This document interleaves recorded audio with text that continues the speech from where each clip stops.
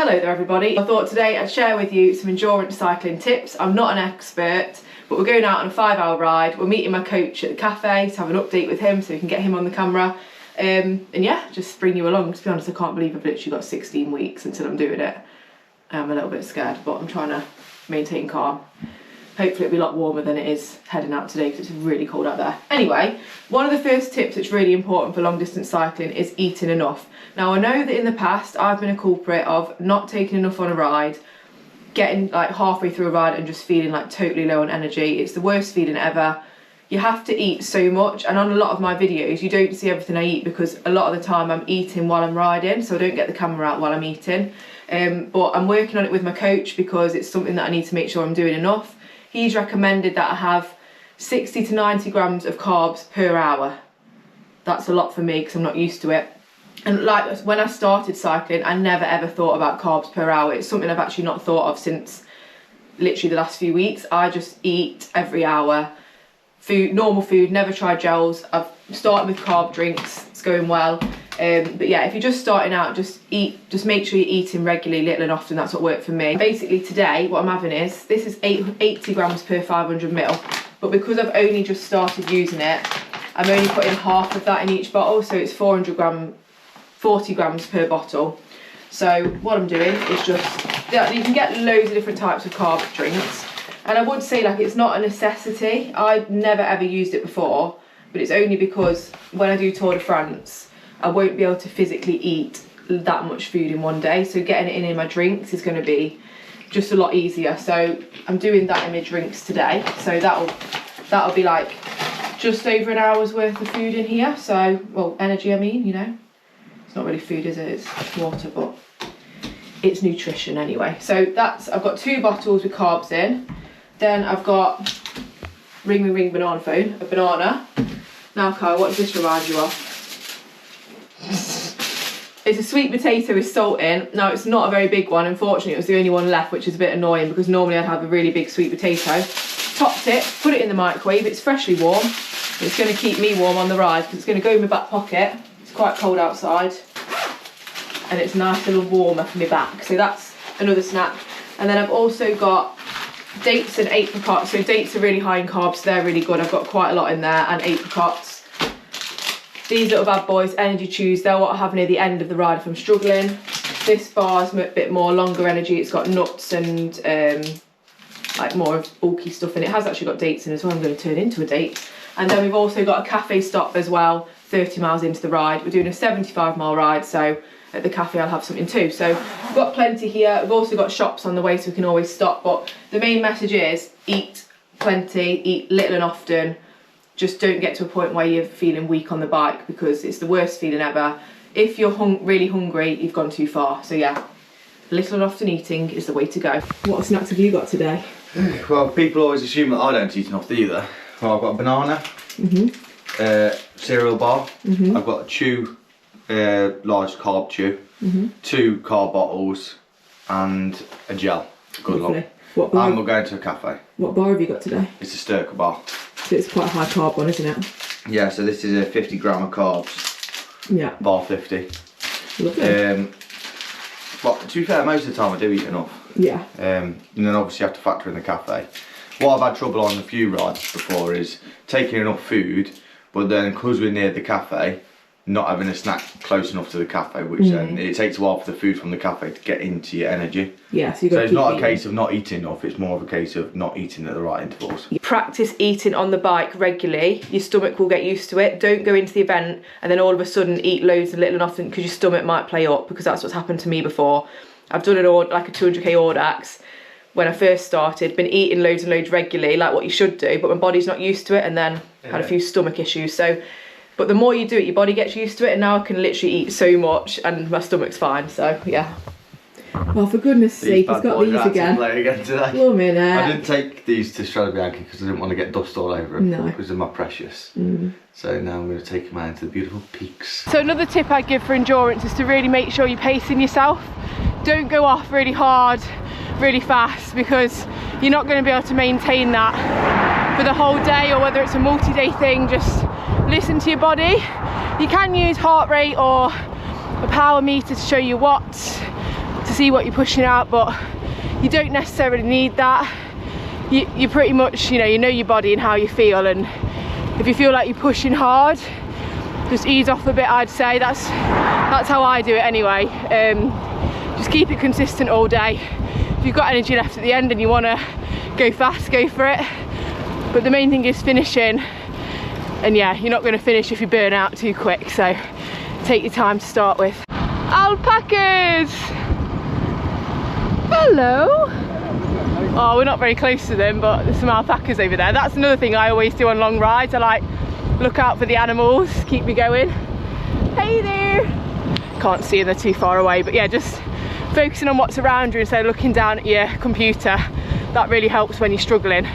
Just remind yourself that you've chosen to do the ride, so no matter how hard it gets, you've put yourself in the ride, so try and enjoy it as much as you can. Slow down when you need to, stop and have a break when you need to, and look up and enjoy the nature that you're in, and remind yourself like how privileged we are to be able to get on our bikes and ride, because there's a lot of people that can't do that and can't afford a bike and things like that. So yeah, just remind yourself that it's a blessing, as my gran would say. Good morning, ladies. My tip would be, when you're doing a long distance ride, is to break it down into little sections. Amy's just spotted a lamb. Oh, the first one I've seen this year. Yeah, so what I tend to do is, like, depending on the length of the ride, is like break it out into 20-mile sections or whatever works for you, really. Normally if it's a long ride, like 50-mile sections. Yeah, 50-mile sections, or even like control point sections. Yeah. Anything like that. And then it gives you like an aim to get to. Yeah. If you're doing a multi-day ride as well, like, don't think of all the days you've got. Literally focus on one day at a time, one morning at a time. Do it like that. Yeah. Kyle likes to break it down into snacks. Yeah. Right, I've got to put camera away. We've just got to the top of a climb, and oh, look at these. We're not in Scotland, but we might as well be. These little babies.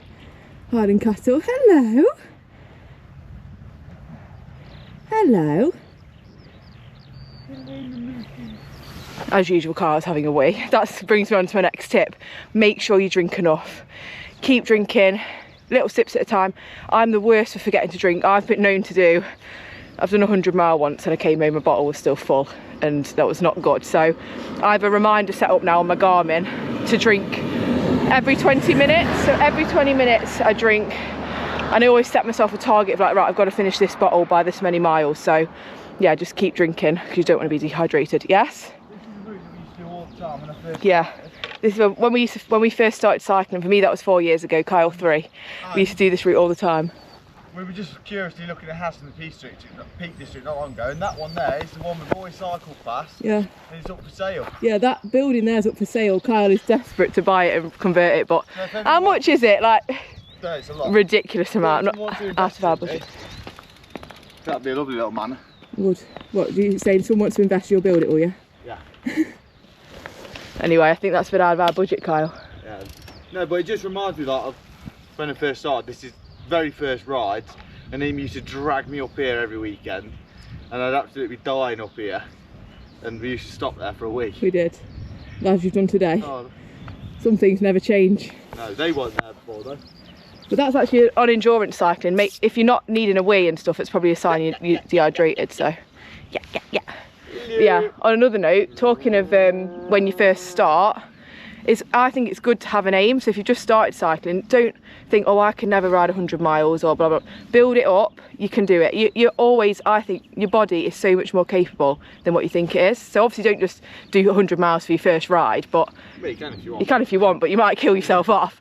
But just, yeah, aim high and believe in yourself and do the training. I always say if you do the training, it's 80% mindset when you start the ride, because that's what's going to get you through. You've got 8 miles to the cafe, come on. On the note of going for a wee and going to the toilet, ladies, I really would recommend, if you can, get some unclippable bib tights or bib shorts. They're just so much easier to go to the toilet because you don't have to take everything off.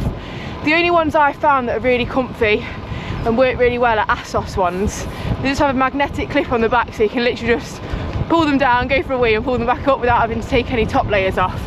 The only thing is they are expensive, so it depends like how important that is to you and how much long riding you're doing. For ease and just making sure you're not putting off going to the toilet, because I've done that before because I'm like, oh, I can't be bothered to stop, it takes so long. So it's, yeah, something that's, for me, has been worth spending money on. We can't just whip out a little todger and go for a wee. We've got to deal with all the faff with all the layers, so. We'll have the lesser lift on. We did have a slight spat on the way here because we did go past the cafe and up a massive climb because I routed wrong. So that's another tip for you. Check your route and don't go wrong on it. Anyway, we've got mushrooms and eggs, and Kyle's gone for a light breakfast. He's currently trying to plan a route that doesn't go back up the hill. Yeah, I am. Right, we've had a lovely fill up and Matt's going to give his tip. This is my coach, Matt. Tip for endurance cyclists, so number one tip is probably recovery, and break that down as good sleep and good nutrition. Perfect, short and simple.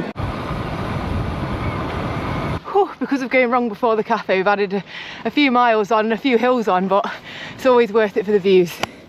I love the views up here. That's the other thing with endurance. Don't underestimate how much the hills can take it out of you. Oh gee whiz, for some reason I planned in the dreaded island climb. This is what we're dealing with right now. It's quite a hilly route today actually, and we've managed to make it an extra 10 miles through our diversion, so we're going past another cafe on the way home. Me and Carl just had a mutual agreement that we're going to have a chai latte stop and a mocha stop for Kyle. Whew. It's a burner. So another tip is there's always going to be hard moments in the ride, especially if it's a long one. Have some little positive sayings in your head. Remember why you're doing it. When I'm going up a hard climb, I always say to myself, I can, I will, I can, I will, and get to the top. Right, well I've just devoured a flapjack and a chai latte, remnants in the bottom of the cup, but it was delish. Anyway, next tip, Kyle had a lemon drizzle. It's a first, it's got into you. Anyway, the next tip is if you're doing an endurance ride as a pair, make sure that you're really confident riding with that person and that you can be completely yourself, because the last thing you want is to be riding along struggling, feeling like you can't tell them that you're struggling. So make sure you do lots of rides together, feel comfortable with each other, don't worry about telling each other when one of you's struggling. And before the ride, if it's like a really long ride or a multi-day event, make sure you just set about some rules before you start. So it might be that, you know, if one of you's struggling, then the other person will agree to slow down. So you're not just going to leave each other. Yeah, just respecting each other, and also knowing that it's okay if you have an argument and need to ride in silence for a bit, because me and Kyle, that happens quite regularly, and it's happened today because I planned the route wrong and we end up going up a hill that we didn't need to. So somebody may have spluttered a few swear words. Fantastical. Yeah, it was an 8 mile diversion as well. It was an 8 mile diversion.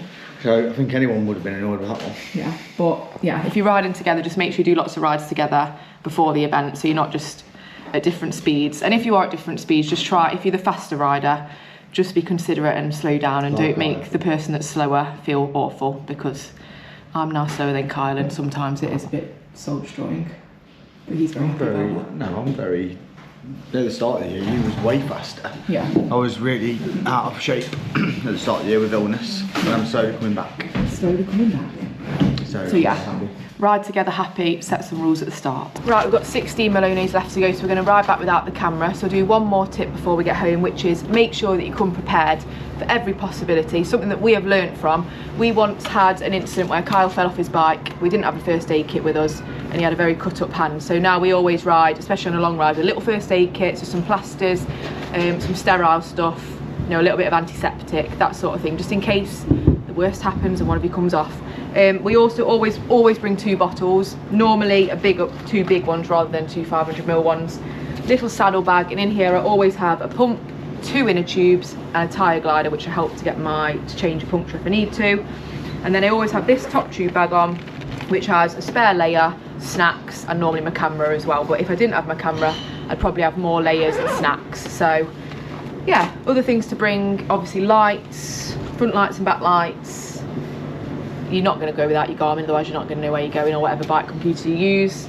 And if it's going to be a long ride, even if you set off and it's, you know, a summer's day and you don't think you need gloves, I always just take a pair of gloves, because you never know, if something happens and you get home late, you want to have warm hands. So yeah, just think of all the possibilities. Even if the weather says it's not going to rain, take your raincoat, because it always does. And it's always when you've not got your coat, I discover. So anything else to add to that, Kyle? No, come on, get on with it because my legs are stiffening up. Right, let's go. Back home with Chesty Bear, our favourite little doggy. Obviously the last tip I did about making sure you've got enough kit, that's the kit I take on a day ride. If it was like a multi-day endurance event, I'd have a lot more with me than that, like a little sleeping bag, bivvy bag for outdoor sleeping. One thing I also never forget to take with me is this little bad boy. It might look like a macaroon, but it's not. It is a little tub of chamois butter. When I started cycling, I didn't realise this existed. Basically, it just stops any rubbing in the down below area. So I just put it in between, I know it's a bit too much info, but basically where the top of your legs meet, in between there, and where the seams are on your bib shorts, just stop any rubbing, because I've had saddle sore before and it's not nice, but this stuff's really good. Hello, hello. Do you want some chamois butter? Oh, he's interested in the chamois. Does actually, this is a coconut one actually, so you might like the smell of it. Maybe it's the sore bottom. Anyway, my stats are just loading up, so I'll have them in a moment.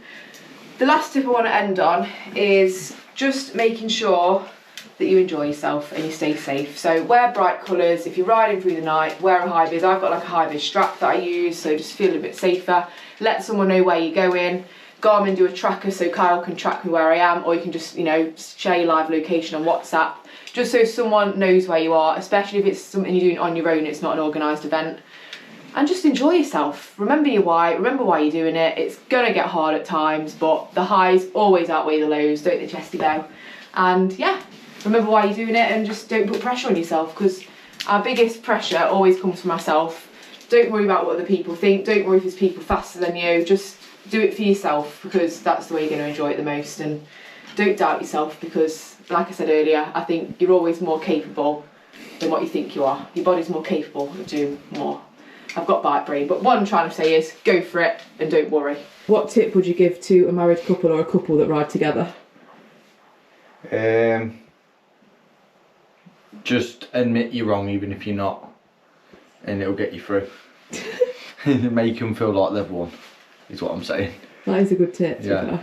Sometimes when you're not feeling so good, make them feel like they're just doing more than you, or just agree with them, and it'll get you sorted fine. No divorces happening around here. And if you cycle off because you want to have a bit of an effort, just stop somewhere and pretend you're filming. That always gets you in the good books. What, if you race off ahead of me?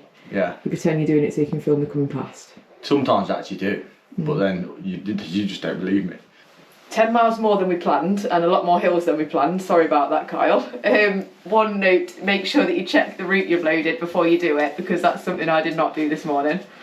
I was all in a tiz. Anyway, we did 85.38 miles, going up 7,484 feet, and bums in the saddles for 5 hours and 40 minutes. But it was a gorgeous route. It was back where we always used to start cycling, and I'm really happy. No bonking. No bonking, eating every 45 minutes. It worked really well. Got to say though, the carb drink didn't really agree with my stomach, so I think I'm going to be looking for... Certain ones work for some people, it's just... That one's not the one for me after today, so I'm going to be looking for a different one. Thank you so much for watching, hope that's been helpful, and yeah, go for it. See ya.